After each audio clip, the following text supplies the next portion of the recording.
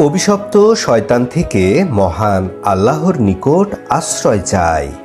সকল প্রশংসা সমগ্র বিশ্বের প্রতিপালক মহান আল্লাহর জন্য। রাহমান ও রাহিম আল্লাহ তাআলার নামে সূরা আদ-দাহর এর বাংলা সরল অনুবাদ শুরু করছি। মহাকালের মধ্যে মানুষের উপর এমন একটা সময় অতিবাহিত হয়েছিল যে সে কোনো উল্লেখযোগ্য বস্তুই ছিল না।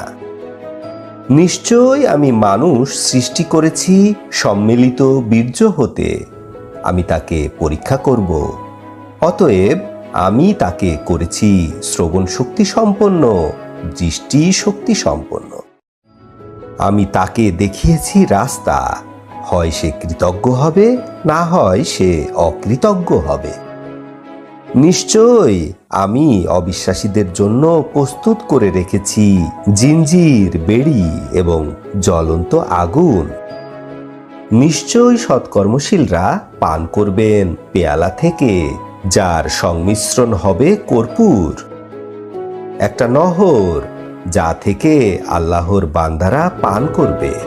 জান্নাতবাসীরা উহা ইচ্ছা মতো প্রবাহিত করবে।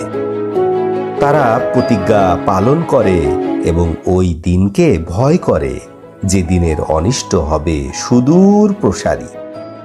তাদের নিজেদের প্রয়োজন থাকা সত্ত্বেও মিসকিন, ইয়াতিম এবং বন্দীদেরকে খাদ্য দান করে।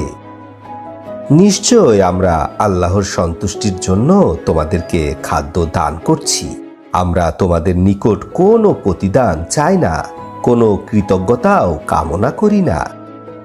আমরা আমাদের রবের পক্ষ হতে এমন এক দিনের ভয় করছি, যে দিন চেহারা বিবর্ণ হবে এবং কঠিন বিপদ আসবে, মহা বিপদ দেখা দিবে।